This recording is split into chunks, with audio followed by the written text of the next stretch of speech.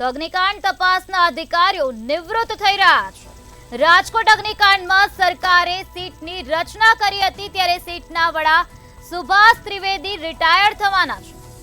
Subhash ત્રિવેદીને extension અપાશે કે કેમ તે એક પ્રશ્ન અહીં જોવા મળી રહ્યો છે। 31 જુલાઈએ ત્રિવેદી રિટાયર થવાના છે, તો અન્ય બે અધિકારીઓ પણ નિવૃત્ત થવાના છે તેવી વિગતો અત્યારે સામે આવી છે। તો આઈબી વડા રાજેન્દ્ર બ્રહ્મભટ્ટ પણ નિવૃત્ત થશે। એસીએસ હોમ AK રાકેશ પણ નિવૃત્ત થશે। ત્રિવેદીના કેસમાં ભૂતકાળના અનુકરણની શક્યતા હાલ સેવાઈ રહી છે। ભૂતકાળમાં જીસી રાયગરની નિવૃત્તિ બાદ પણ રાખવામાં આવ્યા હતા। ભૂતકાળમાં લઠ્ઠાકાંડ કેસની તપાસમાં રાયગર સીટના વડા હતા, તો રાયગરને નિવૃત્તિ બાદ પણ કમિટીમાં રાખવામાં આવ્યા હતા। ત્યારે હવે સુભાષ ત્રિવેદીના કેસમાં પણ અનુકરણની પૂરેપૂરી શક્યતા હાલ જોવા મળી રહી છે। રાજકોટમાં જે અગ્નિકાંડ સર્જાયો હતો, જેમાં નિર્દોષ લોકોને પોતાનો જીવ ગુમાવવાનો વારો આવ્યો હતો, ત્યારબાદ એસઆઈટીની રચના કરવામાં આવી હતી, જેના વડા સુભાષ ત્રિવેદી રિટાયર થવાના છે તેવી વિગતો હાલ સામે આવે છે। સીટના વડા સુભાષ ત્રિવેદી રિટાયર થવાના છે। સુભાષ ત્રિવેદીને એક્સટેન્શન અપાશે કે કેમ તે જોવાનું રહ્યું, ત્યારે 31 જુલાઈએ ત્રિવેદી રિટાયર થવાના છે। તો આજ મુદ્દે વધુ માહિતી આપવા માટે આપણી સાથે સંવાદદાતા રવિ ભાવસાર જોડાઈ ગયા છે।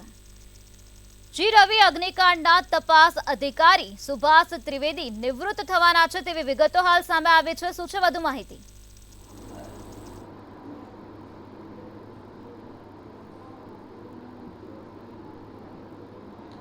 જી બિલકુલથી જો વાત કરવામાં આવે તો જે પ્રમાણે રાજકોટ ગેમ ઝોન અગ્નિકાંડને લઈને રાજ્ય સરકાર દ્વારા જે એસઆઈટીની રચના કરવામાં આવી હતી, તેમાં સિનિયર આઈએએસ અને આઈપીએસ ઓફિસરો છે તેમની પણ નિમણૂક કરવામાં આવી હતી। ક્યાંય પણ કોઈ પણ પ્રકારની જે કચાશ છે તે કચાશ એસઆઈટીમાં ના રહી જાય અને તપાસ યોગ્ય રીતે પૂર્ણ થાય અને તેમાં જવાબદાર તમામ જે લોકો છે કે જે લોકોની સીધી અથવા તો પરોક્ષ સંડોવણી છે તે સામે આવી તે તમામ વિરુદ્ધ કાર્યવાહી થાય તે માટે એસઆઈટીની રચના કરવામાં આવી હતી।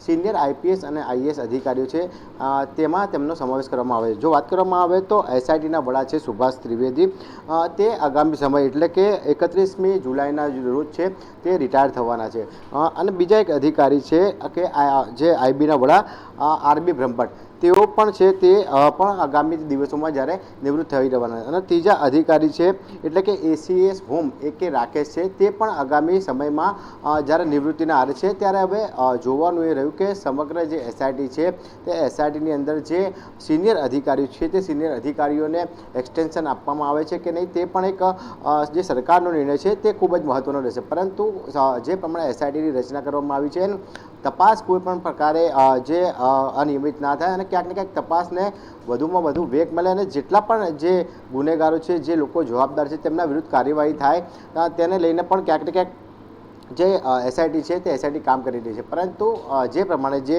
સિનિયર અધિકારીઓ છે કે તેઓના માર્ગદર્શન હેઠળ જે તપાસ થવા જઈ રહી છે, તે હવે આગામી દિવસોમાં જ્યારે નિવૃત્ત થવા જઈ રહ્યા છે, ત્યારે હવે જોવાનું એ રહ્યું કે સરકાર તે લોકોને એક્સટેન્શન આપે છે કે કેમ। જી રવિ, સમગ્ર માહિતી આપવા બદલ આભાર।